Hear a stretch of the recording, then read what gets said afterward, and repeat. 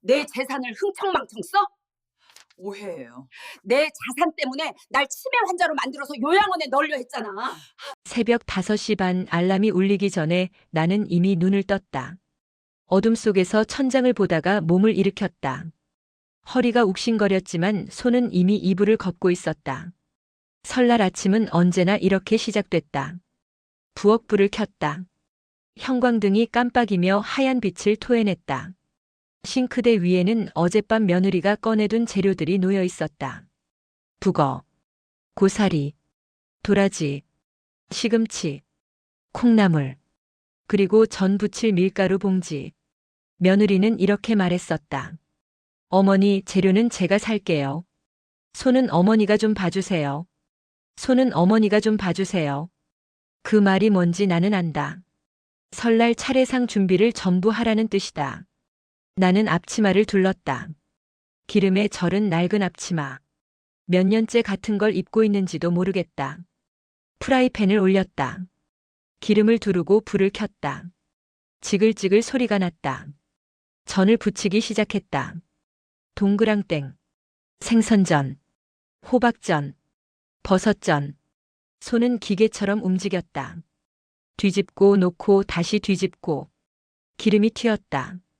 손등에 빨간 점이 찍혔지만 신경 쓸 겨를이 없었다. 6시가 되자 며느리가 일어났다. 머리를 묶으며 부엌으로 들어왔다. 화장은 이미 다 한 얼굴이었다. 어머니 많이 하셨네요. 며느리는 접시를 꺼내며 말했다. 큰집 식구들 일찍 온대요. 9시쯤? 나는 대답하지 않았다. 며느리가 덧붙였다. 그럼 전 좀 더 해야겠죠? 큰아버님 드시는 거 많잖아요. 나는 프라이팬을 내려놓고 며느리를 봤다. 내가 부쳐. 며느리가 멈칫했다. 네? 내가 부치라고. 나는 이제 그만할게. 며느리의 표정이 굳었다. 어머니, 지금 장난하세요? 장난 아니다. 나도 이제 쉬어야지.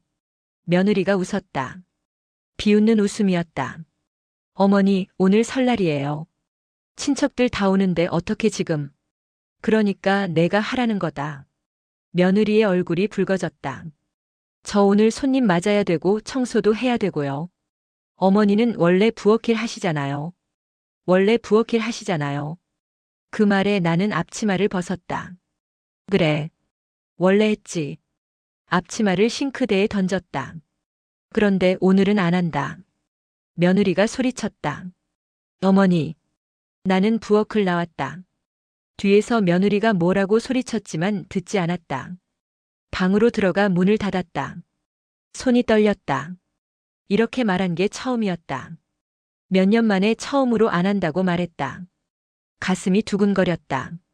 무섭기도 했다. 하지만 나는 알고 있었다. 이제 시작이라는 걸. 8시쯤 아들이 일어났다. 거실로 나오며 하품을 했다. 엄마, 저는 다 됐어요? 나는 소파에 앉아서 대답했다. 며느리한테 물어봐. 아들이 멈칫했다. 네?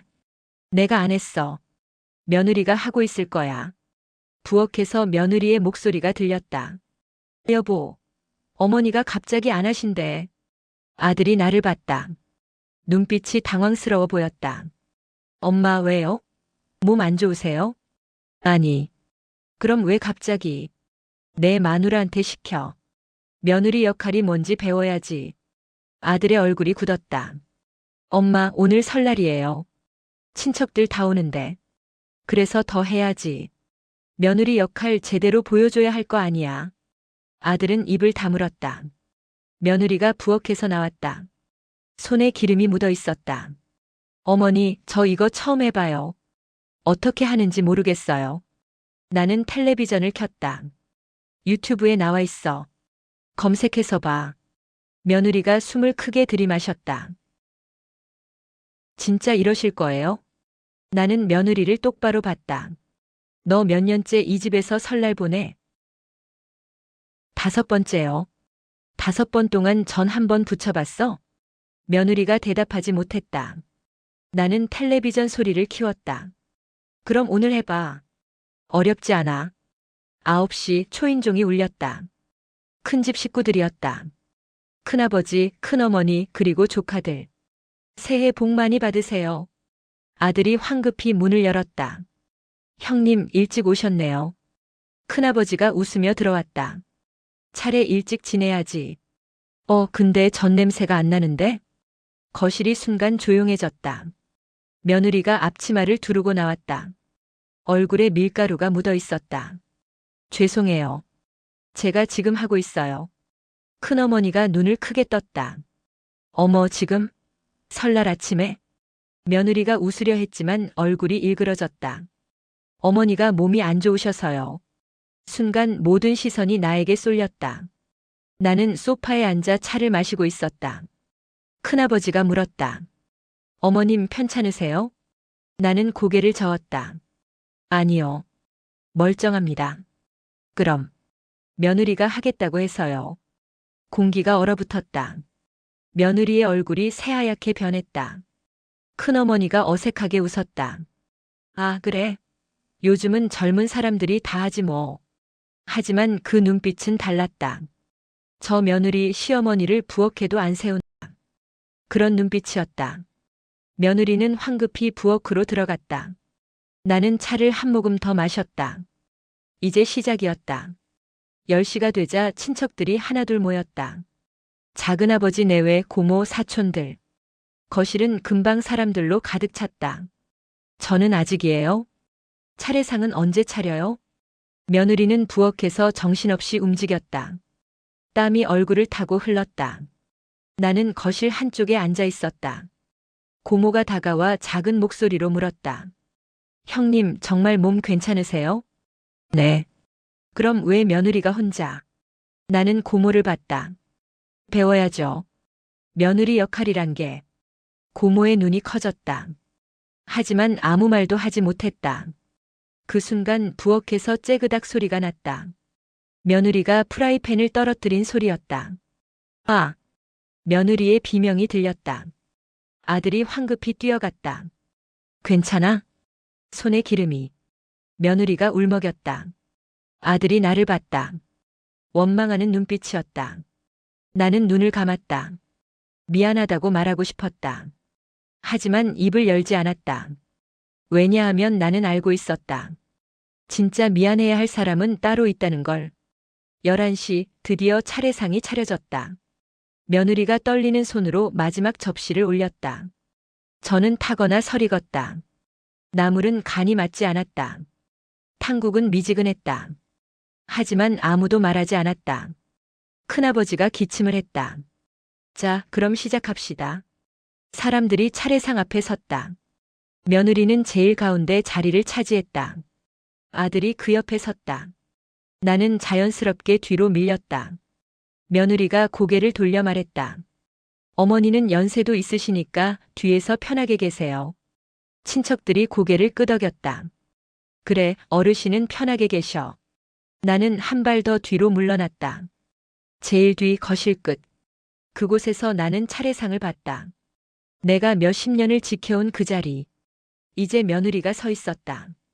그리고 아무도 이상하게 여기지 않았다. 절이 시작됐다.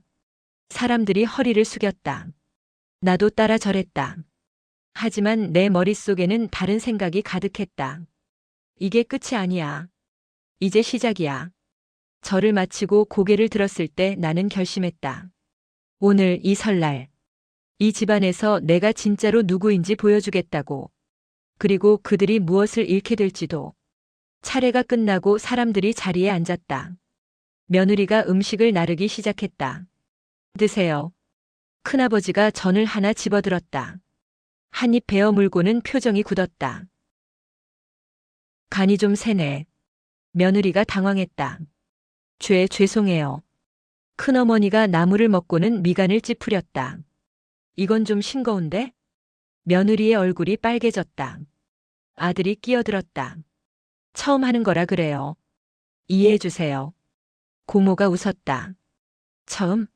결혼한 지 몇 년인데? 공기가 차갑게 식었다. 며느리는 고개를 숙인 채 아무 말도 하지 못했다. 나는 조용히 밥을 먹었다. 그리고 속으로 숫자를 세기 시작했다. 하나, 이건 시작에 불과하다. 점심상이 차려졌다. 며느리가 후다닥 거실 테이블을 정리하고 식탁보를 깔았다. 손이 떨리는 게 보였다. 여기 앉으세요. 며느리가 큰아버지께 자리를 권했다. 큰아버님은 여기, 큰어머님은 옆에. 사람들이 하나둘 자리에 앉았다. 나는 부엌 쪽에 서서 지켜봤다. 며느리가 상 중앙에 국그릇을 놓으며 말했다.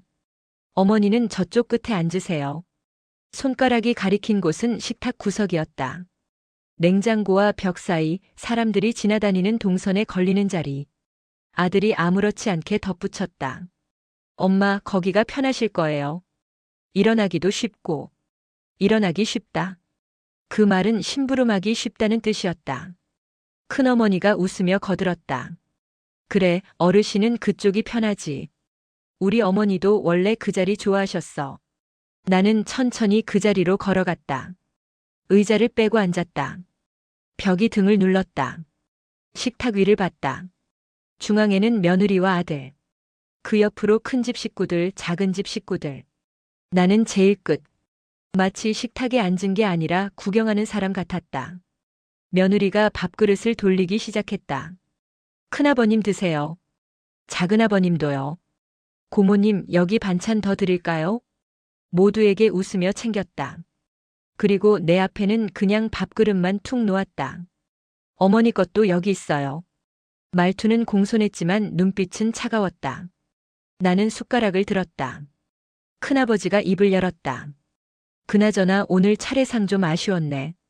공기가 얼어붙었다. 며느리의 손이 멈췄다.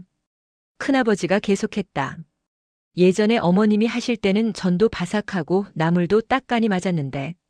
큰어머니가 거들었다. 맞아. 탕국도 진국이었지. 오늘 건 좀.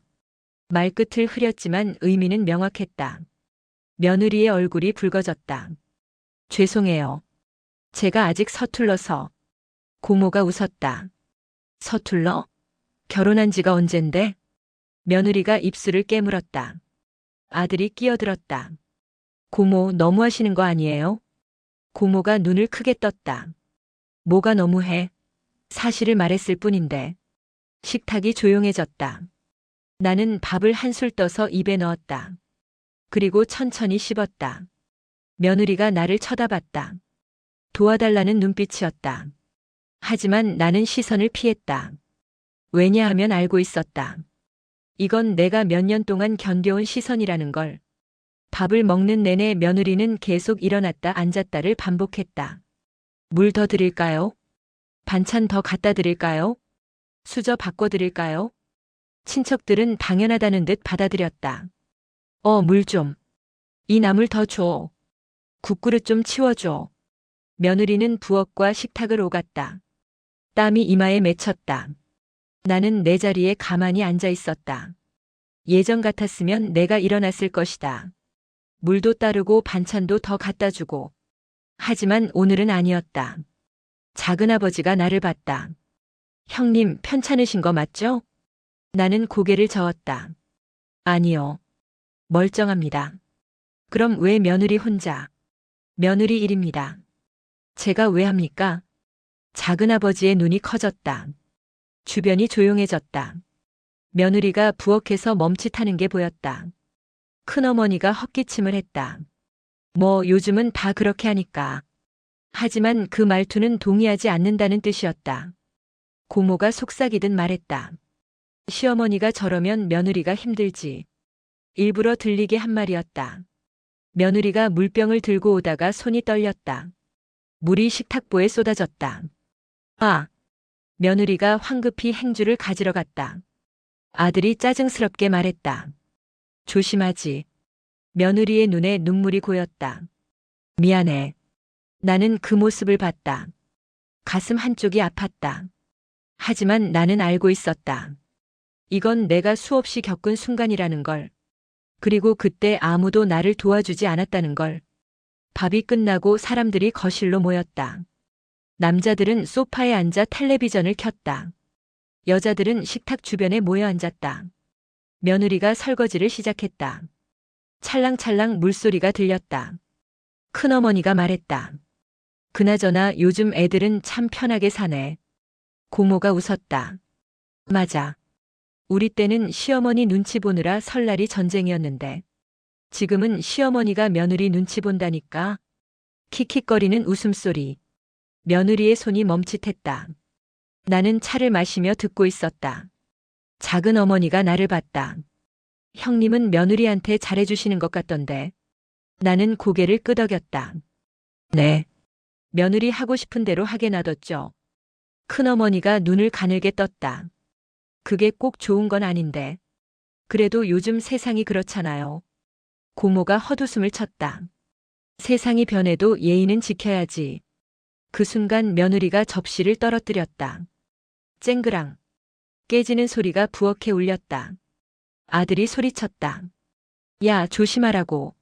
며느리가 쪼그려 앉아 깨진 접시를 주었다. 손이 떨렸다. 나는 일어나지 않았다. 예전 같았으면 달려가서 도와줬을 것이다. 하지만 오늘은 아니었다. 큰어머니가 혀를 찼다. 쯧쯧 설날부터 그릇을 깨다니. 며느리의 어깨가 떨렸다. 오후 2시쯤 아이들이 세배를 하러 나왔다. 큰집 조카들, 작은집 조카들. 할아버지 할머니 새해 복 많이 받으세요. 아이들이 절을 했다. 큰아버지가 웃으며 세뱃돈 봉투를 꺼냈다. 그래, 잘 자라라. 아이들이 봉투를 받고 좋아했다. 그리고 나에게도 다가왔다. 할머니, 새해 복 많이 받으세요. 나는 가방에서 봉투를 꺼냈다. 미리 준비해둔 세뱃돈이었다.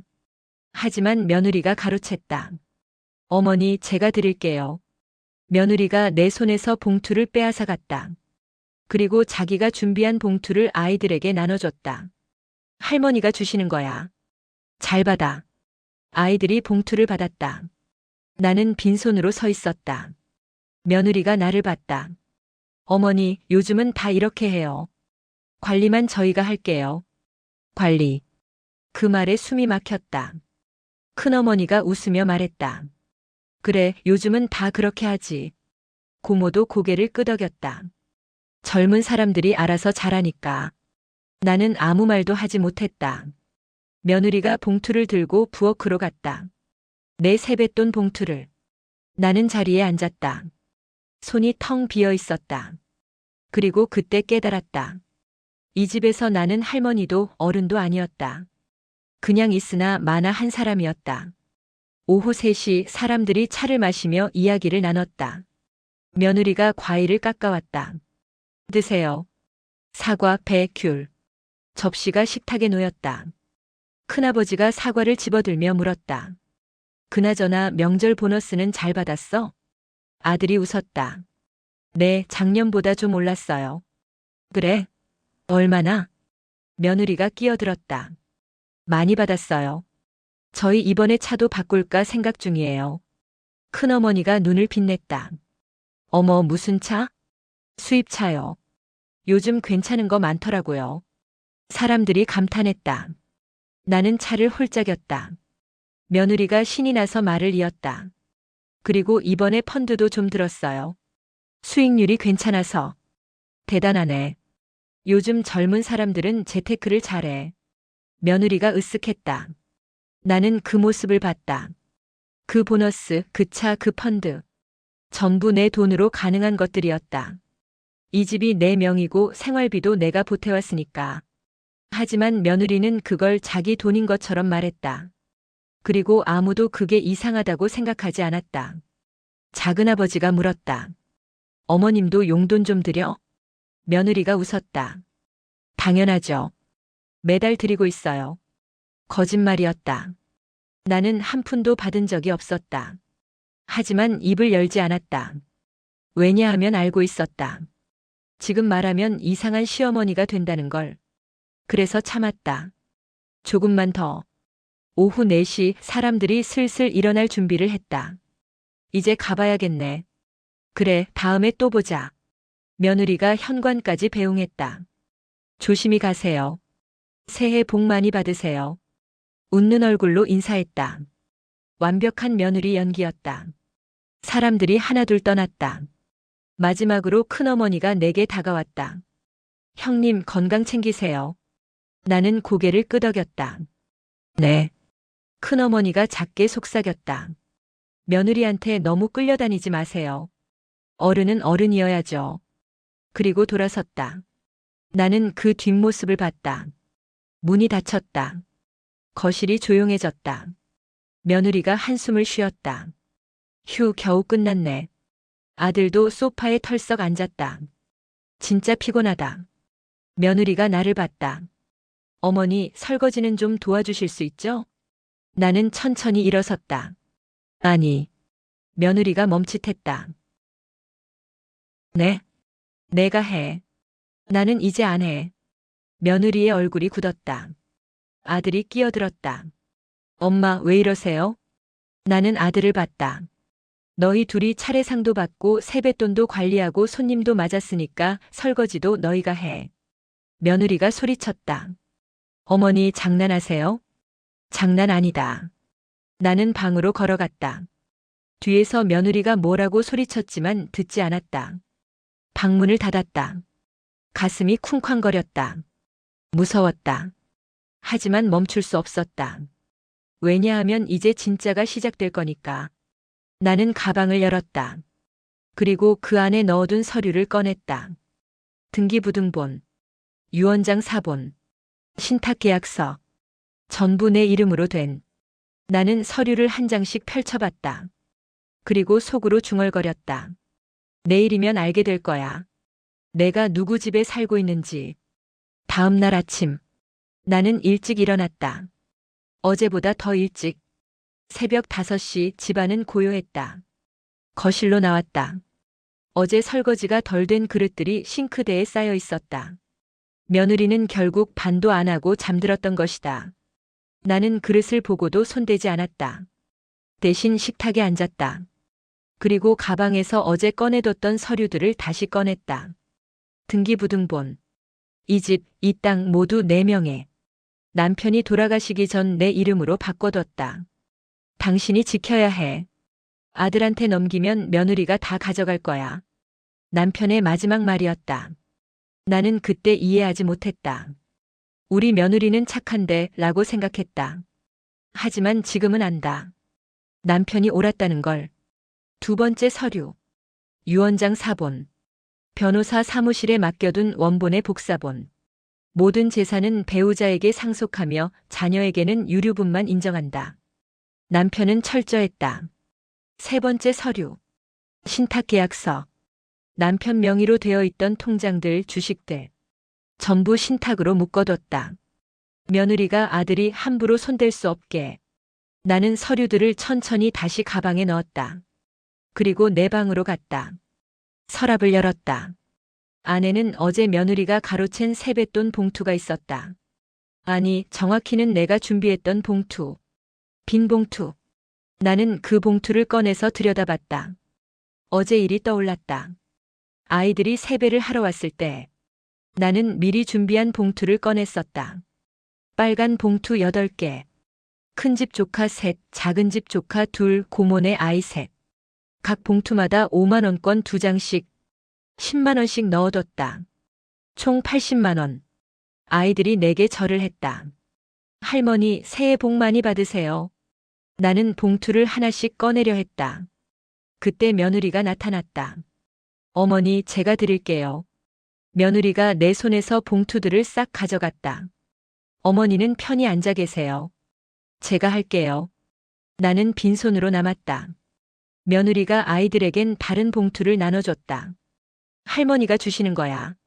잘 받아. 아이들이 좋아하며 봉투를 받았다. 감사합니다, 할머니. 하지만 나는 한 개도 직접 주지 못했다.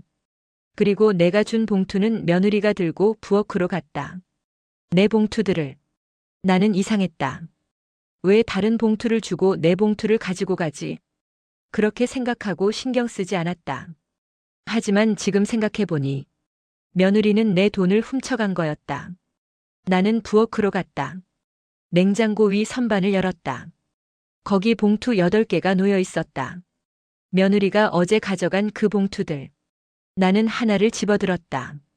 빨간 봉투. 나는 봉투를 열었다. 안에 돈이 없었다. 텅 비어 있었다. 나는 다른 봉투를 열었다. 역시 비어 있었다. 세 번째, 네 번째, 다섯 번째. 전부 비어 있었다. 8개 봉투 모두. 한 푼도 들어있지 않았다. 나는 천천히 봉투들을 내려놓았다. 그리고 이해했다. 며느리가 한 짓을. 며느리는 내가 준 봉투들을 가져가서 돈만 빼냈다. 80만 원. 그리고 빈 봉투만 냉장고에 다시 갖다 놓았다. 내가 봉투 정리해뒀구나 하고 생각하게. 하지만 속은 텅 비어 있었다. 며느리는 세뱃돈을 통째로 훔쳐간 것이다. 오전 8시 며느리가 일어났다. 머리를 풀어 헤친 채 거실로 나왔다. 어머니, 벌써 일어나셨어요? 나는 식탁에 앉아 있었다. 테이블 위에 빈 봉투 8개가 나란히 놓여 있었다. 며느리가 멈칫했다. 그게 뭐예요? 세뱃돈 봉투. 며느리의 얼굴이 굳었다. 왜 꺼내놨어요? 열어봤어. 며느리가 한 발 뒤로 물러났다. 나는 봉투 하나를 들어 올렸다. 텅 비었더라. 며느리가 입술을 깨물었다. 그게 무슨 말씀이세요? 내가 10만 원씩 넣었던 봉투. 근데 지금 보니까 한 푼도 안 들어있어. 며느리가 웃으려 했다. 어머니, 그거 제가 아이들한테 다 줬잖아요. 거짓말. 며느리의 웃음이 굳었다. 나는 자리에서 일어났다. 너 어제 내 봉투 가져갔지? 그리고 돈만 빼내고 빈 봉투만 냉장고에 넣어뒀지? 아니에요. 그럼 아이들한테 물어볼까? 할머니가 직접 준 봉투 어디 있냐고. 며느리가 숨을 크게 들이마셨다. 그건 뭐? 며느리가 고개를 숙였다. 나는 한 걸음 다가갔다. 80만 원. 어디 썼어? 며느리가 대답하지 않았다. 말 안 해? 그럼 내가 알아볼게. 너 통장 내역 다 확인할 거야. 며느리가 고개를 들었다. 어머니, 그냥 제가 잠깐 빌린 거예요. 빌렸어? 네. 급한데 쓸 데가 있어서 곧 갚으려고 했어요. 나는 웃었다. 빌리는 건 허락받고 하는 거야. 몰래 가져가는 건 도둑질이지. 며느리의 얼굴이 하얗게 변했다. 도둑질이라니요? 그럼 뭐야? 주인 몰래 돈 가져가는 게? 며느리가 눈물을 흘렸다. 어머니, 저 정말 갚으려고 했어요. 언제? 어떻게? 며느리가 대답하지 못했다. 나는 테이블을 쳤다. 너 진짜 갚을 생각 있었어? 아니면 그냥 내가 모를 거라고 생각했지? 며느리가 주저앉았다. 미안해요, 미안해요. 그때 아들이 방에서 나왔다. 무슨 일이에요? 아침부터 왜 이래요? 며느리가 울먹이며 달려갔다. 여보, 어머니가. 아들이 나를 봤다. 엄마, 뭐 하시는 거예요? 나는 테이블 위 빈 봉투들을 가리켰다. 내 마누라한테 물어봐. 세뱃돈 어디 갔는지. 아들이 테이블로 다가왔다. 빈 봉투들. 며느리가 황급히 말했다. 저 제가 급한데 써서 곧 갚으려고 했어요. 아들의 표정이 굳었다. 뭐? 세뱃돈을? 며느리가 고개를 숙였다. 나는 아들을 봤다. 80만 원. 내 마누라가 가져갔어. 아들이 며느리를 봤다. 진짜야? 며느리가 작게 고개를 끄덕였다. 아들이 한숨을 쉬었다. 야, 그건 좀 아니지. 며느리가 울었다. 미안해, 정말 급해서. 나는 두 사람을 번갈아 봤다. 뭐가 급했는데? 며느리가 대답하지 않았다. 나는 목소리를 높였다. 말해. 뭐가 그렇게 급했어? 며느리가 떨리는 목소리로 말했다. 친정에 보낼 돈이 필요했어요. 거실이 얼어붙었다. 나는 며느리를 똑바로 봤다. 친정? 내 동생이 급하게 돈이 필요하다고. 그래서 내 세뱃돈을 훔쳐갔어? 며느리가 흐느꼈다. 아들이 끼어들었다. 엄마, 그래도 가족이 급하면. 가족? 내 가족은 누구야? 여기야, 친정이야?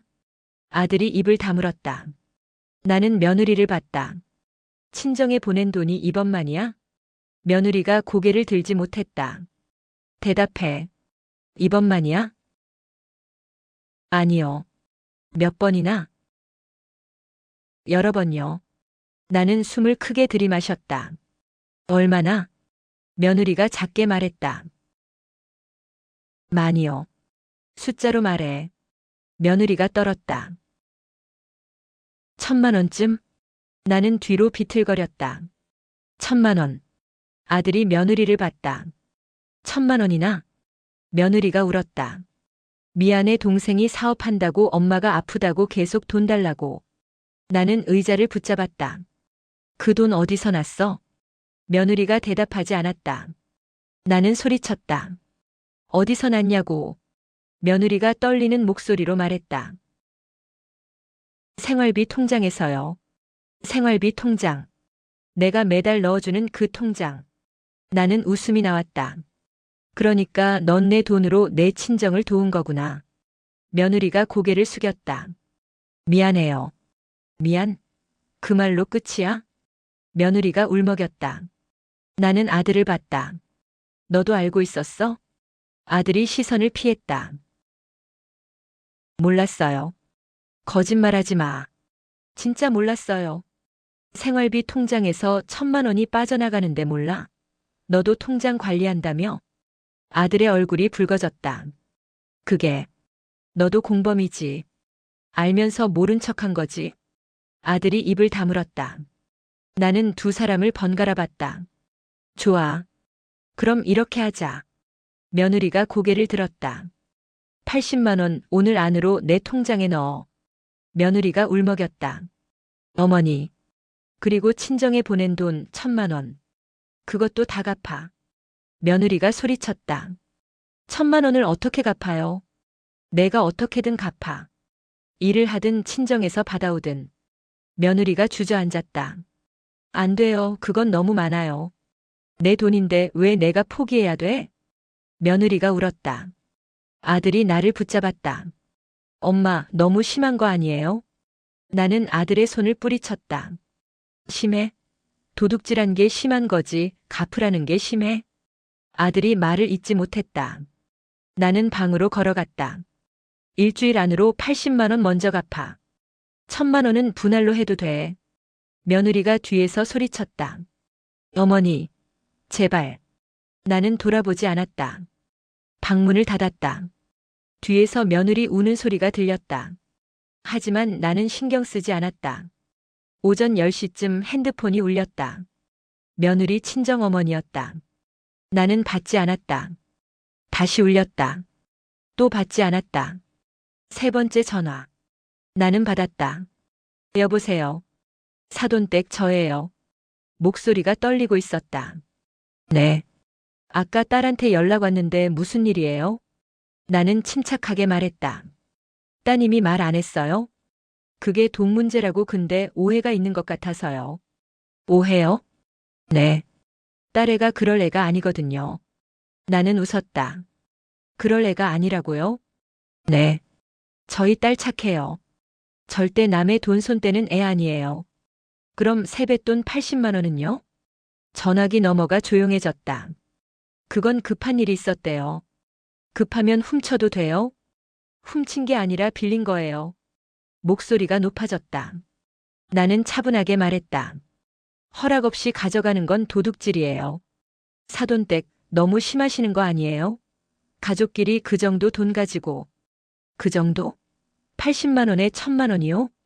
전화기 넘어가 또 조용해졌다. 1,000만 원요? 네. 따님이 저희 생활비 통장에서 친정으로 보낸 돈이요. 그건 다 갚으라고 했어요. 1,000만 원. 사돈댁, 그게 말이 돼요? 1,000만 원을 어떻게 해? 따님이 가져간 거예요. 그럼 따님이 갚아야죠. 하지만, 아니면 거기서 갚으셔도 돼요. 받으신 거니까. 전화기 너머에서 숨 쉬는 소리만 들렸다. 나는 말을 이었다. 일주일 안에 80만 원 먼저요. 1,000만 원은 천천히 갚아도 돼요. 사돈댁 제발. 안 갚으면 고소할 거예요. 횡령으로. 뭐라고요? 생활비 통장 관리 맡긴 건데 제멋대로 친정에 보냈잖아요. 횡령 맞아요.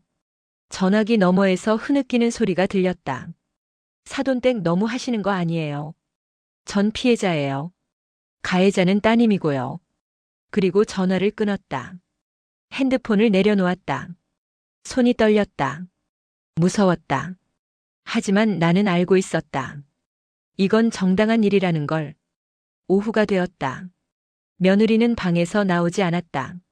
아들은 나를 피했다. 나는 혼자 거실에 앉아 있었다. 초인종이 울렸다. 나는 문을 열었다. 고모였다. 형님, 무슨 일이에요? 아까 조카 엄마한테 전화 왔던데. 나는 고모를 들여보냈다. 무슨 전화? 며느리가 울면서 전화했대요. 형님이 1,000만 원 갚으래요? 응. 맞아. 고모가 한숨을 쉬었다. 형님, 그게 뭐예요? 며느리가 생활비 통장에서 친정으로 보낸 돈. 진짜요? 응. 세뱃돈도 훔쳐갔어. 80만 원. 고모의 눈이 커졌다. 세뱃돈을? 내가 준비한 봉투에서 돈만 빼내고 빈 봉투만 놔뒀어. 고모가 입을 벌렸다. 그건 좀 심한데요. 그래서 갚으래요. 당연한 거 아니에요? 고모가 고개를 저었다. 형님, 그래도 며느리인데 1,000만 원은 너무. 왜 너무해요? 가져간 사람이 갚는 게 당연하잖아요. 고모가 한숨을 쉬었다. 형님, 이러시면 나중에 힘드실 거예요. 왜요? 며느리가 삐지면 형님 모시기 싫어할 텐데요. 나는 고모를 똑바로 봤다. 지금도 안 모시는데 뭐가 달라져요? 고모가 말없이 나를 봤다. 나는 자리에서 일어났다. 그리고 저 이제 참지 않을 거예요. 형님, 몇 년 동안 참았어요. 이제 끝이에요. 고모가 조용히 말했다. 후회하실 거예요. 안 해요. 고모가 더 이상 말하지 않았다. 그리고 집을 나갔다. 문이 닫혔다. 나는 창문 밖을 봤다. 고모가 핸드폰으로 누군가에게 전화하는 게 보였다. 아마 친척들한테 말하고 있을 것이다. 형님이 이상해졌대. 며느리한테 1,000만 원 갚으래. 나는 커튼을 쳤다. 그리고 속으로 중얼거렸다. 뭐라 하든 상관없어. 이제 진짜 시작이니까. 저녁이 되었다. 며느리가 방에서 나왔다. 눈이 퉁퉁 부어 있었다. 어머니. 나는 텔레비전을 보고 있었다. 말해. 80만 원은 갚을게요. 언제? 이번 주 안에요. 1,000만 원은? 며느리가 입술을 깨물었다. 매달 100만 원씩 갚을게요. 나는 며느리를 봤다. 좋아. 그렇게 해. 며느리가 고개를 숙였다. 하지만, 뭐? 어머니, 친척들한테는 말 안 하실 거죠? 나는 웃었다. 왜? 부끄러워? 며느리가 떨었다. 네. 그럼 한 달도 안 밀리고 갚아. 밀리면 말할 거야. 며느리의 얼굴이 하얗게 변했다. 알겠어요. 며느리가 방으로 돌아갔다. 나는 다시 텔레비전을 봤다. 하지만 집중이 안 됐다. 가슴이 두근거렸다. 무서웠다. 하지만 동시에 속이 시원했다. 몇 년 만에 처음으로 내 목소리를 냈다.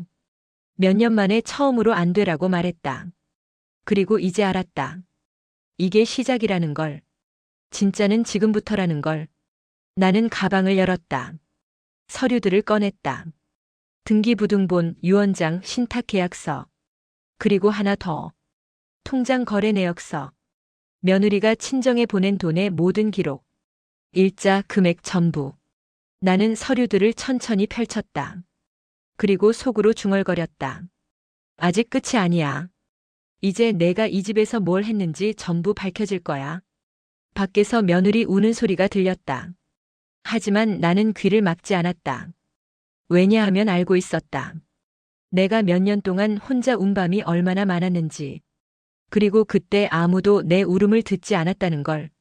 며느리는 80만 원을 갚았다. 내 통장에 입금된 걸 확인했다. 하지만 며느리는 나와 눈도 마주치지 않았다. 밥상을 차려도 말이 없었다. 아들도 마찬가지였다. 잘 먹겠습니다. 잘 먹었습니다. 그게 전부였다. 집안이 얼어붙었다. 하지만 나는 개의치 않았다. 왜냐하면 알고 있었다. 진짜는 아직 시작도 안 했다는 걸. 설날 나흘째 되는 날. 큰 집에서 연락이 왔다. 형님, 설 연휴 끝나기 전에 한 번 더 모이면 어때요? 큰아버지 목소리였다. 다들 시간 되면 우리 집으로 오세요. 저녁이나 같이 먹어요. 나는 잠깐 생각했다. 그리고 대답했다. 네, 좋아요. 며느리가 부엌에서 나를 쳐다봤다. 불안한 눈빛이었다. 나는 며느리를 보며 말했다. 오늘 저녁 큰 집 간대. 준비해. 며느리가 떨리는 목소리로 물었다. 뭘 준비해요? 과일이라도 사가지고 가야지. 며느리가 안도하는 표정을 지었다. 하지만 나는 속으로 웃었다. 아직 몰라. 오늘 뭐가 일어날지. 저녁 6시. 우리는 큰 집으로 갔다. 현관문을 열자 이미 사람들이 모여 있었다. 큰 집 식구들, 작은 집 식구들, 고모네 식구들. 전부 다 왔다. 오셨어요. 큰어머니가 반갑게 맞았다. 며느리가 과일 바구니를 내밀었다. 과일 사왔어요. 어머, 고마워요. 들어와요. 우리는 거실로 들어갔다. 소파에 사람들이 앉아 있었다. 형님, 여기 앉으세요. 작은아버지가 자리를 권했다. 나는 소파에 앉았다. 며느리는 내 옆에 앉으려 했다. 하지만 나는 가방을 옆에 놓았다. 저기 앉아. 며느리를 다른 자리로 보냈다. 며느리가 당황한 표정으로 구석 자리에 앉았다. 큰아버지가 웃으며 말했다. 설 연휴도 끝나가는데 한 번 더 보는 것도 좋지. 맞아요. 다음에 또 언제 보겠어요? 사람들이 웃으며 이야기를 나눴다. 나는 조용히 앉아서 지켜봤다. 그리고 가방 속 서류를 만졌다. 손이 떨렸다. 무서웠다. 하지만 멈출 수 없었다. 저녁 7시. 식사가 시작됐다. 큰어머니가 준비한 음식들이 상에 올라왔다. 많이 드세요. 사람들이 밥을 먹기 시작했다. 나는 숟가락을 들지 않았다. 큰아버지가 물었다. 형님, 입맛 없으세요? 아니요. 먹을게요. 하지만 나는 밥을 먹지 않았다. 대신 물만 마셨다. 며느리가 나를 쳐다봤다. 불안한 눈빛. 나는 며느리를 보며 웃었다. 며느리가 시선을 피했다. 식사가 끝났다. 사람들이 거실로 모였다. 차를 마시고 과일을 먹었다. 고모가 말했다. 그나저나 요즘 물가가 너무 올랐어. 맞아. 장 보는데 돈이 엄청 들어. 사람들이 공감하며 이야기했다. 나는 조용히 듣고 있었다. 그리고 때를 기다렸다. 저녁 8시. 아이들이 뛰어놀고 어른들은 담소를 나눴다. 큰아버지가 말했다. 그나저나 형님, 요즘 어떻게 지내세요? 모두의 시선이 나에게 쏠렸다. 나는 차를 내려놓았다. 그냥 지내요. 며느리가 잘해주죠? 며느리가 굳었다. 나는 며느리를 봤다. 그리고 천천히 입을 열었다. 잘해준다고 해야 하나요? 공기가 미묘하게 변했다. 큰어머니가 물었다. 무슨 말씀이세요? 글쎄요. 저한테 물어보지 마시고 며느리한테 물어보세요. 며느리가 떨기 시작했다. 어머니. 나는 가방을 열었다. 오늘 다들 모인 김에 얘기 좀 할게요. 며느리가 벌떡 일어났다. 어머니. 안 돼요. 모두가 며느리를 봤다. 며느리가 당황한 표정으로 말했다. 그건 나중에 집에서. 왜? 부끄러워? 며느리가 얼굴이 하얗게 변했다. 나는 가방에서 빈 봉투들을 꺼냈다. 빨간 봉투 8개. 테이블 위에 나란히 놓았다. 큰아버지가 물었다. 이게 뭐예요? 세뱃돈 봉투예요. 빈 봉투네요. 네. 원래는 비어있지 않았어요. 나는 봉투 하나를 들었다. 저 설날에 아이들한테 줄 세뱃돈 준비했어요. 10만 원씩. 총 80만 원. 사람들이 고개를 끄덕였다. 근데 며느리가 제 봉투를 가져갔어요.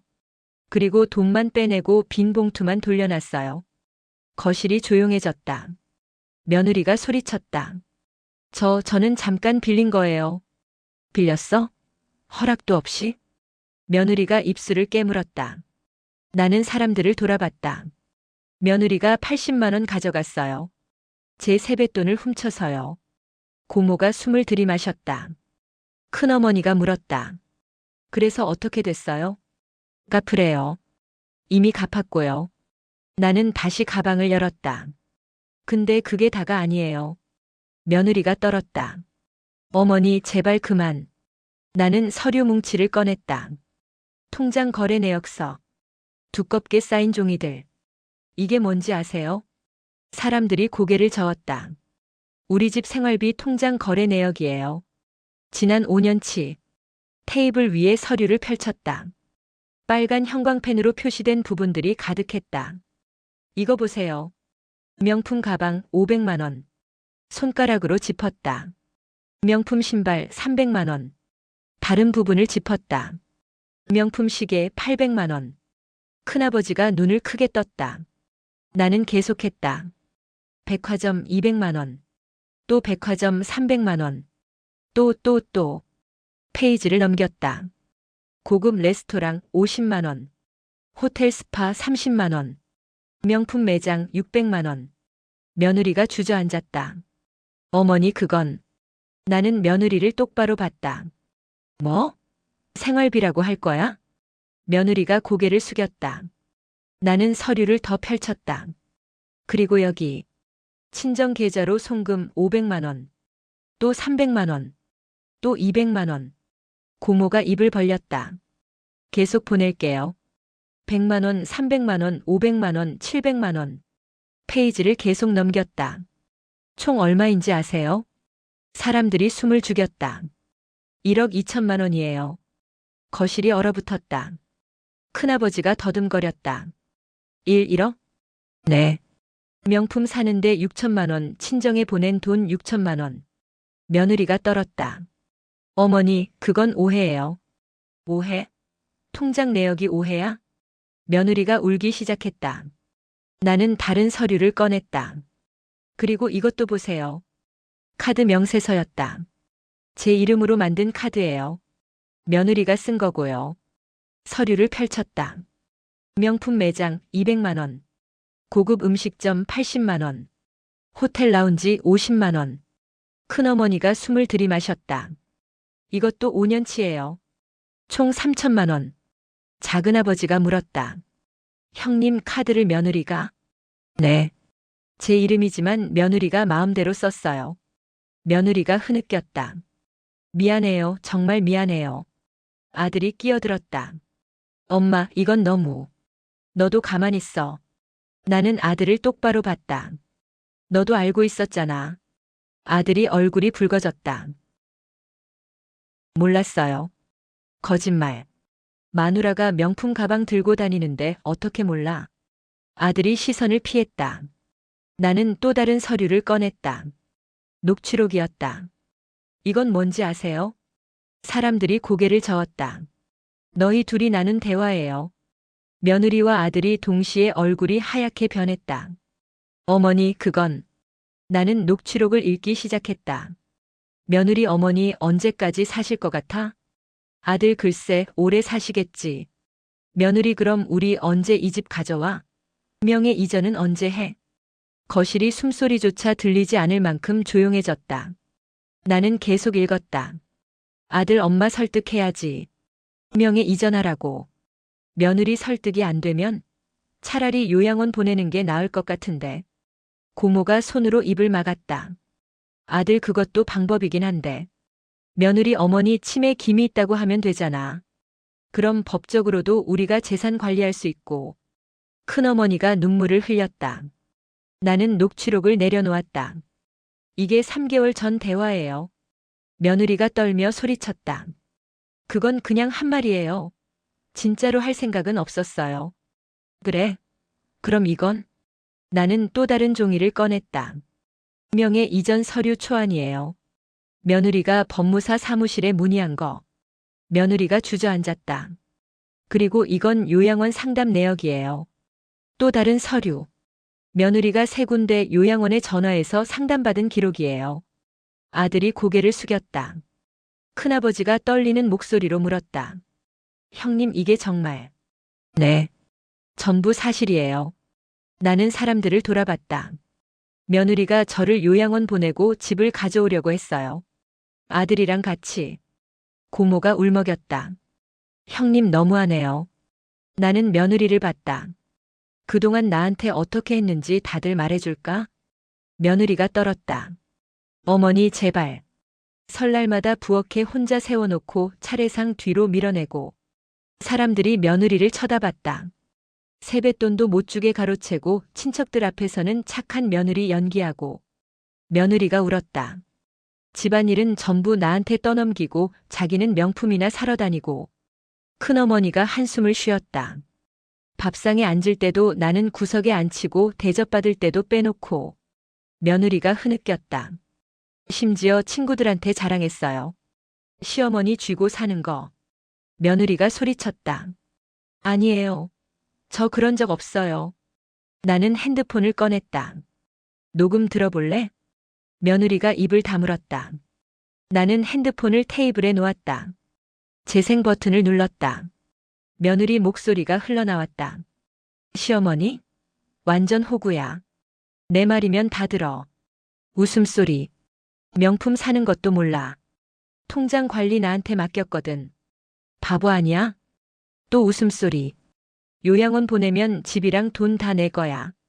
남편이랑 계획 다 세웠어. 녹음이 끝났다. 거실이 얼어붙었다. 아무도 말하지 않았다. 며느리가 바닥에 엎드렸다. 미안해요, 미안해요. 제가 미쳤어요. 나는 서류들을 천천히 가방에 넣었다. 그리고 마지막 서류를 꺼냈다. 등기부등본. 이게 집 등기부등본이에요. 테이블 위에 올렸다. 전부 제 이름이에요. 큰아버지가 서류를 봤다. 정말이네요. 네. 남편이 돌아가시기 전에 제 명의로 바꿔뒀어요. 며느리 손에 넘어가면 안 된다고. 며느리가 떨었다. 그리고 이건 신탁 계약서예요. 또 다른 서류. 남편 명의 통장, 주식 전부 신탁으로 묶었어요. 며느리가 함부로 못 건드리게. 나는 며느리를 똑바로 봤다. 넌 이 집이 내 집인 줄 알았지? 며느리가 고개를 숙였다. 그래서 함부로 했지. 내 돈 가져다 쓰고 나를 쥐고 살고 요양원 보내려 하고. 며느리가 울었다. 근데 이 집은 내 집이야. 통장도 내 거고 돈도 내 거야. 나는 자리에서 일어났다. 그리고 내가 가져갈 수 있는 건 아무것도 없어. 거실이 얼어붙었다. 나는 아들을 봤다. 너도 같아. 너도 공범이야. 아들이 떨었다. 엄마, 너 내 아들 맞아? 어떻게 엄마를 요양원 보내려고 해? 아들이 눈물을 흘렸다. 미안해요. 제가 잘못했어요.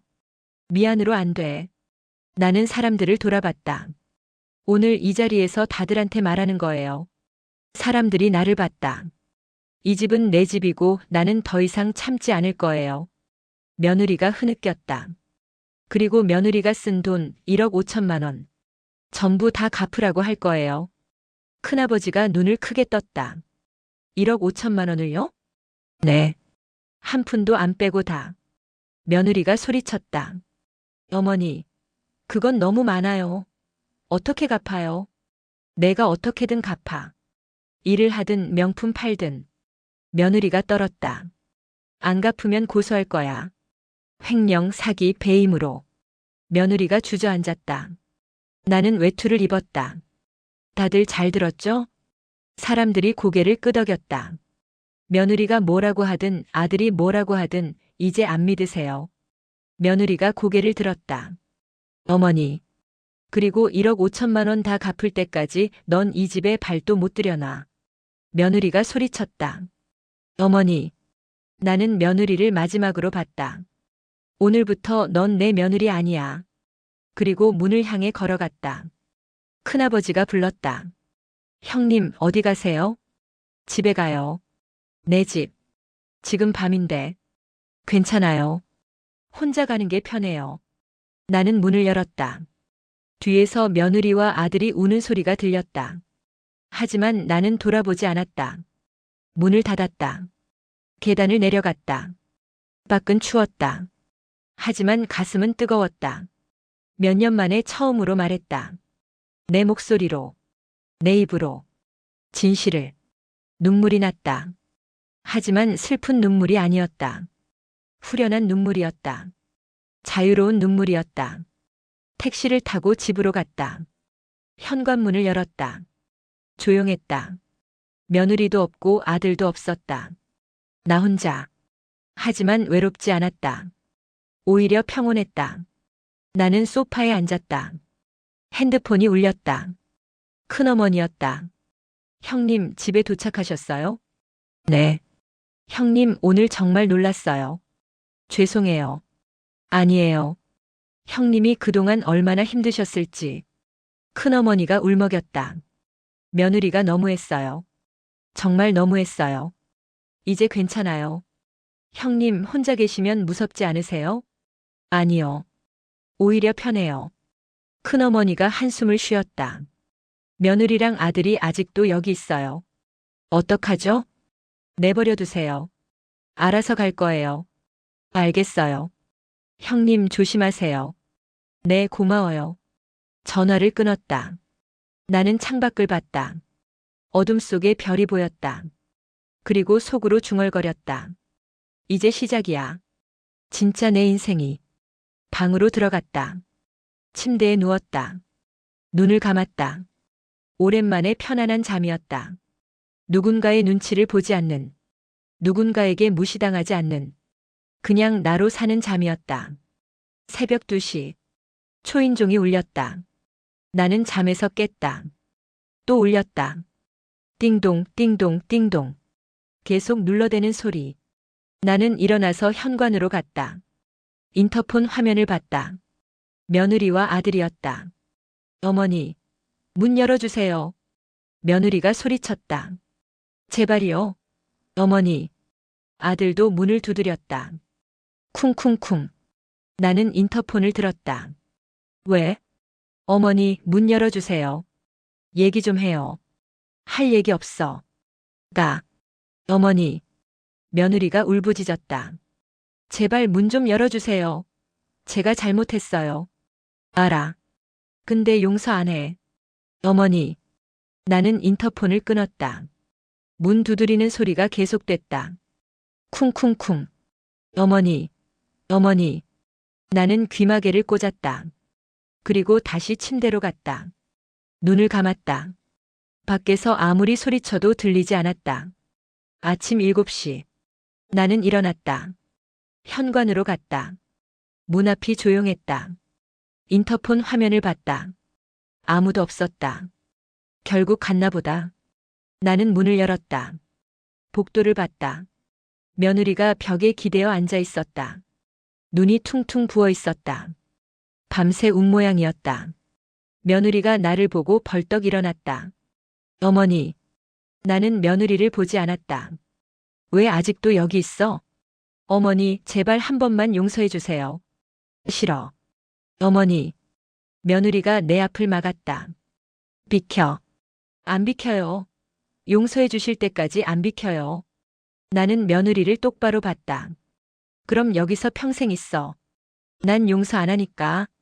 며느리가 무릎을 꿇었다. 어머니, 제발요. 제가 미쳤어요.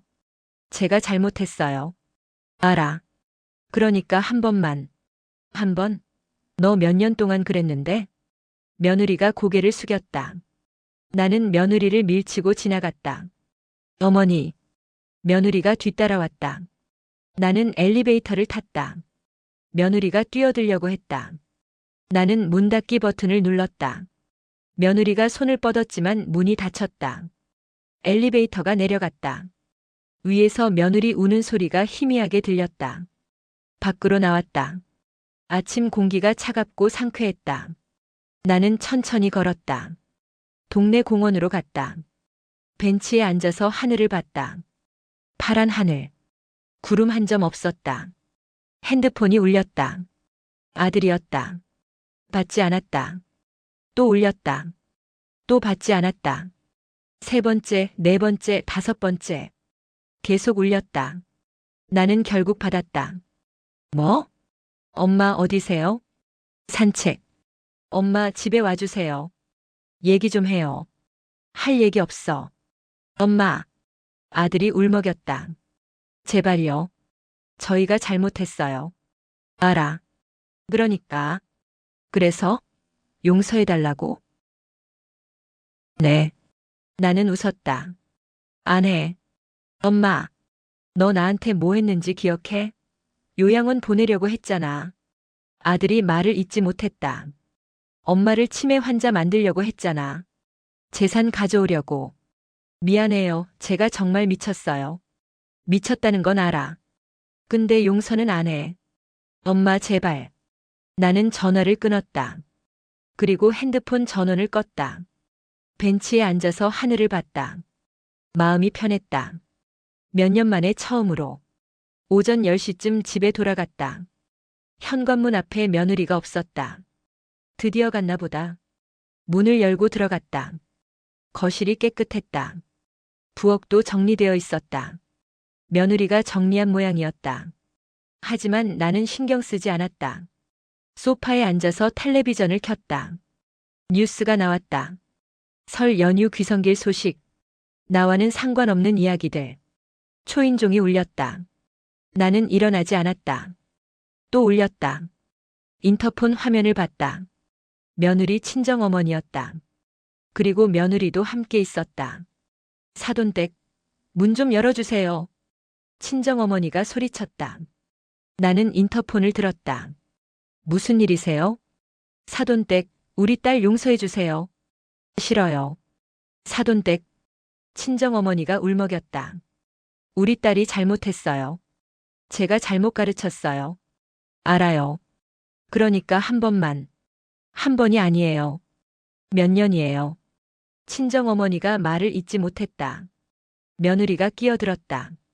어머니 제발요. 저 정말 반성하고 있어요. 반성? 걸렸으니까 반성하는 거지. 며느리가 흐느꼈다. 나는 계속했다. 안 걸렸으면 계속했을 거잖아. 나를 요양원 보내고 집 가져갔겠지. 친정어머니가 숨을 들이마셨다. 사돈댁, 그건 우리 애가 정말 미쳐서. 미친 사람이랑 같이 못 살아요. 그러니까 가세요. 사돈댁. 나는 인터폰을 끊었다. 문 두드리는 소리가 들렸다. 쿵쿵쿵. 사돈댁. 사돈댁. 나는 귀마개를 꽂았다. 소파에 앉아서 텔레비전을 봤다. 밖에서 아무리 소리쳐도 들리지 않았다. 오후 2시쯤. 밖이 조용해졌다. 나는 귀마개를 빼고 인터폰 화면을 봤다. 아무도 없었다. 드디어 갔구나. 나는 부엌으로 갔다. 냉장고를 열었다. 김치, 반찬들이 가득했다. 며느리가 채워놓은 것들이었다. 나는 하나씩 꺼내서 쓰레기통에 버렸다. 김치, 나물, 전, 떡. 전부 버렸다. 며느리가 만든 건 먹고 싶지 않았다. 냉장고가 텅 비었다. 시원했다. 나는 외투를 입고 밖으로 나갔다. 마트로 갔다. 장을 봤다. 내가 먹고 싶은 것들만. 김치, 두부, 계란, 야채. 간단한 것들. 계산을 하고 집으로 돌아왔다.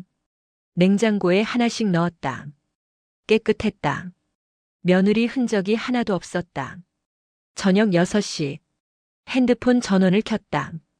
부재중 전화가 50통이 넘었다. 아들, 며느리, 친정어머니, 친척들. 문자도 수십 개. 엄마, 제발 전화 받아주세요. 어머니, 죄송해요. 사돈댁 연락 좀 주세요. 형님, 괜찮으세요? 나는 전부 지웠다. 그리고 새 문자를 하나 썼다. 단체 문자. 친척들 전부에게 보냈다. 설날 모임 때 말씀드린 대로 며느리와 아들을 용서하지 않을 겁니다. 며느리가 쓴 돈 1억 5천만 원 전부 갚을 때까지 이 집에 발도 못 들입니다. 앞으로 며느리나 아들이 연락하더라도 제 편은 들어주지 마세요. 저는 제 선택에 책임지겠습니다. 전송. 금방 답장이 오기 시작했다. 형님 잘 생각하셨어요. 형님 마음 이해합니다. 며느리가 너무했어요. 형님 편이에요. 나는 답장을 보며 웃었다. 그리고 핸드폰을 내려놓았다. 저녁 7시. 나는 혼자 저녁을 먹었다. 계란말이, 김치, 밥. 간단했지만 맛있었다. 몇 년 만에 처음으로 혼자 먹는 밥. 눈치 볼 사람도 없고, 무시당할 일도 없고, 그냥 나 혼자 밥을 다 먹고 설거지를 했다.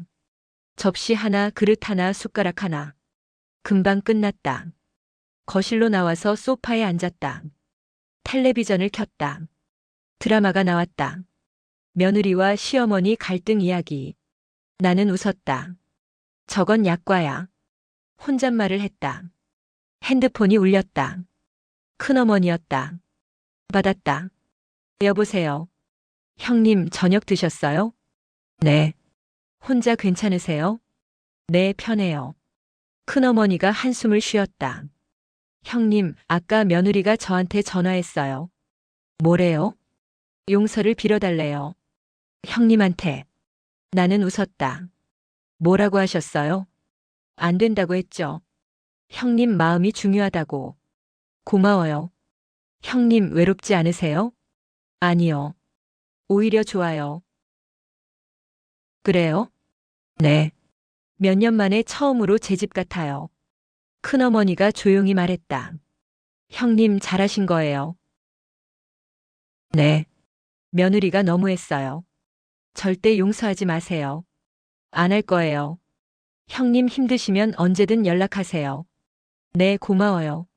전화를 끊었다. 나는 창밖을 봤다. 밤이었다. 별이 보였다. 그리고 속으로 중얼거렸다. 이제 시작이야. 진짜 내 인생이.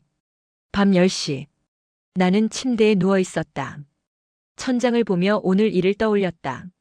며느리의 울음. 아들의 애원. 친정어머니의 사정. 전부 내 귓전을 스쳐 지나갔다. 하지만 마음이 흔들리지 않았다. 왜냐하면 알고 있었다. 그들이 미안해하는 건 잘못해서가 아니라 들켜서라는 걸. 만약 내가 서류를 준비하지 않았다면, 만약 친척들 앞에서 말하지 않았다면, 그들은 계속했을 것이다. 나를 무시하고, 나를 이용하고, 나를 버리려 했을 것이다. 나는 눈을 감았다. 그리고 남편 얼굴이 떠올랐다. 당신이 지켜야 해. 절대 넘기지 마. 남편의 마지막 말. 알았어요, 여보. 지킬게요. 나는 작게 중얼거렸다. 눈물이 났다.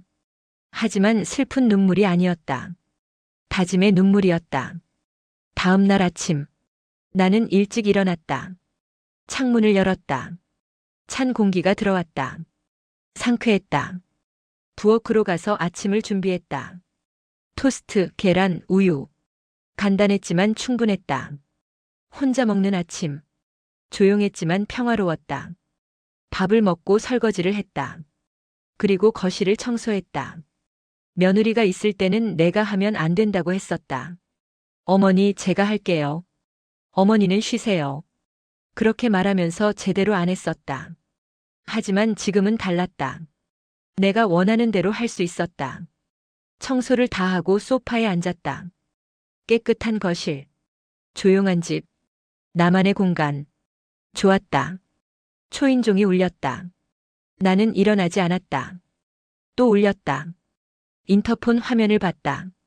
택배였다. 문을 열었다. 여기 택배요. 감사합니다.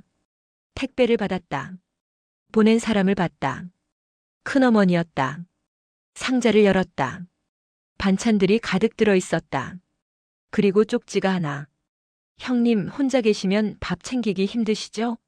반찬 좀 보내요. 드시고 힘내세요. 나는 쪽지를 보며 웃었다. 그리고 눈물이 났다. 몇 년 만에 느껴보는 따뜻함이었다. 며칠이 지났다. 며느리와 아들은 계속 연락했다. 하지만 나는 받지 않았다. 문 앞에 오기도 했다. 하지만 나는 문을 열지 않았다. 그들은 결국 포기했다. 연락이 뚝 끊겼다. 나는 혼자 살기 시작했다. 아침에 일어나서 밥을 먹고 산책을 하고 집을 청소하고 책을 읽고 텔레비전을 보고 잠을 잤다. 간단했지만 행복했다.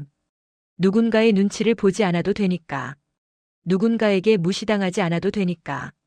그냥 나로 살 수 있으니까. 일주일이 지난 어느 날 큰어머니가 찾아왔다. 형님, 어떻게 지내세요? 잘 지내요. 들어와요.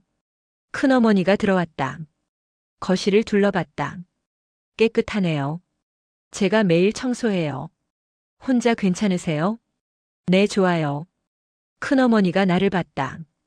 형님, 얼굴이 밝아졌어요. 그래요? 네. 예전보다 훨씬. 나는 웃었다.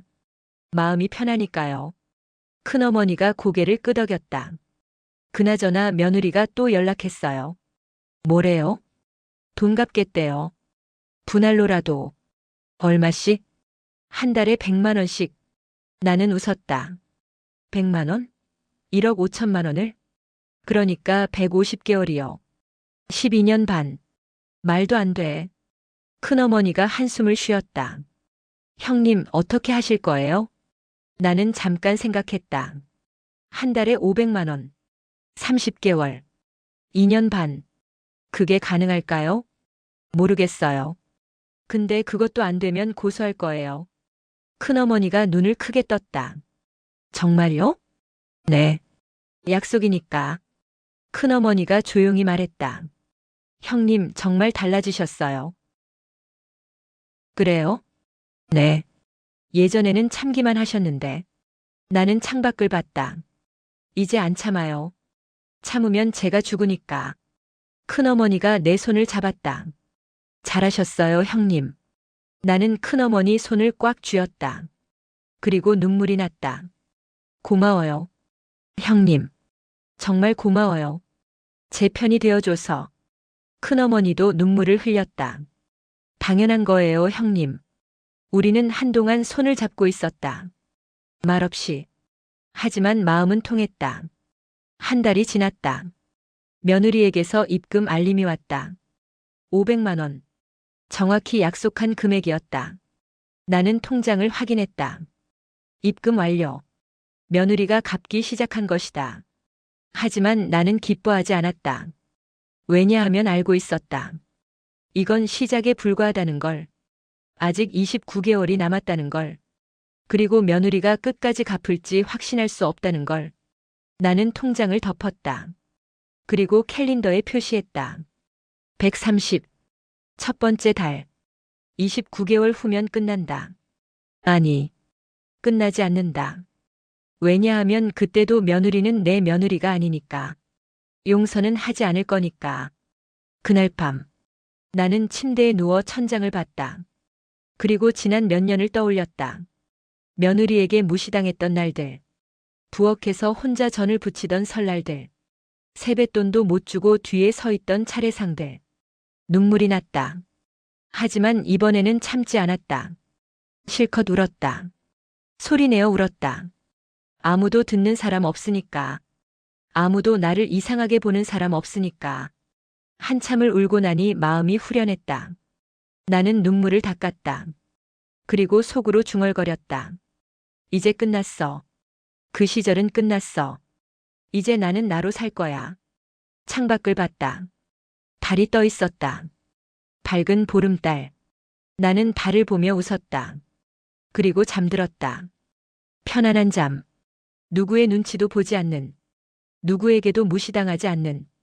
그냥 나로 사는 잠. 엔딩 가장 잔인한 설날. 그의 이후. 그 집에는 차례상이 차려지지 않았다. 며느리는 친척 모임에 나오지 않았고, 아들은 혼자 왔다가 혼자 갔다. 그리고 사람들은 말했다. 그 집 설날에 무슨 일 있었대. 며느리가 시어머니 돈 1억 넘게 썼대. 요양원 보내려고 했대. 집 가져오려고. 소문은 친척들 사이로 퍼졌다. 며느리는 친정으로 돌아갔다. 아들은 혼자 작은 원룸에서 살았다. 그리고 매달 500만 원씩 며느리와 반반 나눠서 250만 원씩 갚았다. 나는 그 돈을 받으며 생각했다. 이게 내가 선택한 설날의 복수구나. 고함도 없이, 폭력도 없이, 그냥 진실만으로 그들의 모든 것을 무너뜨렸다. 체면도, 가족도, 미래도, 그리고 나는 혼자가 되었다. 하지만 외롭지 않았다. 왜냐하면 처음으로 나로 살고 있었으니까. 누군가의 시어머니가 아니라, 누군가의 엄마가 아니라, 그냥 나로. 그것으로 충분했다. 2년이 지났다. 며느리는 돈을 다 갚았다. 통장에 마지막 500만 원이 입금됐다. 나는 통장을 확인했다. 1억 5천만 원. 전부 돌려받았다. 며느리에게서 문자가 왔다. 어머니 다 갚았습니다. 이제 용서해 주세요. 나는 문자를 보고 답장을 썼다. 돈은 받았습니다. 하지만 용서는 안 합니다. 앞으로도 연락하지 마세요. 전송. 며느리에게서 답장이 오지 않았다. 나는 핸드폰을 내려놓았다. 그리고 창밖을 봤다. 봄이 오고 있었다. 새싹이 돋아나고 있었다. 나도 새로 시작하는 기분이었다. 몇 년 만에 처음으로. 진짜로. 나로. 끝. 후일담. 그 후로 3년이 지났다. 나는 여전히 혼자 살고 있다. 아들이 가끔 찾아온다. 하지만 며느리는 오지 않는다. 이혼했다고 들었다. 아들이 말했다. 엄마 이혼했어요. 그래. 엄마 때문이에요. 나는 아들을 봤다. 내 탓이야? 아니요. 저희 탓이에요. 아들이 고개를 숙였다. 미안해요, 엄마. 나는 아들의 머리를 쓰다듬었다. 이제 알았으면 됐어. 아들이 울었다. 나는 아들을 안아줬다. 그리고 속으로 생각했다. 늦었지만 괜찮아. 이제라도 알았으니까. 며느리는 재혼했다고 들었다. 다른 남자를 만나서 잘 살고 있다고. 나는 그 소식을 듣고 웃었다. 잘 됐네. 이번에는 제대로 살아. 나는 여전히 혼자다. 하지만 행복하다. 왜냐하면 이제는 진짜로 나로 살고 있으니까. 그것으로 충분하다. 더 이상 바랄 게 없다.